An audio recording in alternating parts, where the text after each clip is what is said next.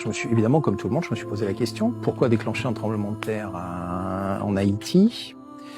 Et ce que j'avais lu à l'époque, c'est que les Chinois avaient commencé à acheter des terres sur l'île et avaient commencé à faire du carottage, c'est-à-dire voir s'il y avait des hydrocarbures.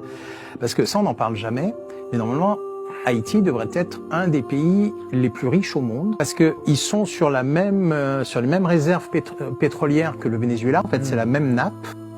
Sauf que les États-Unis ont décrété que c'était leur stock stratégique.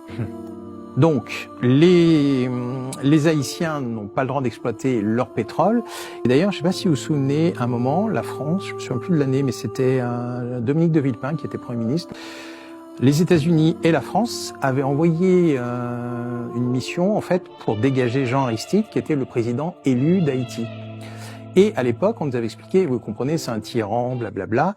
Alors je dis, tiens, s'il commence à enlever les tyrans sur la terre, voilà, nous allons vivre la démocratie américaine, bien sûr.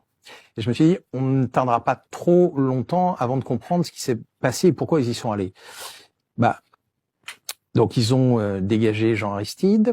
Et genre 6 mois ou 8 mois après, j'ai lu un autre filet, la fameuse société Halliburton, donc Dick Cheney, tout ça, enfin on connaît. Dick Cheney, voilà, vice-président des États-Unis de l'époque. Voilà, etc. ont investi. La société qui avait des contrats d'essence pour l'armée américaine en Irak, en dehors de tout appel d'offres. Enfin bon, bref. Halliburton annonce avoir découvert du pétrole au large d'Haïti 6 mois plus tôt.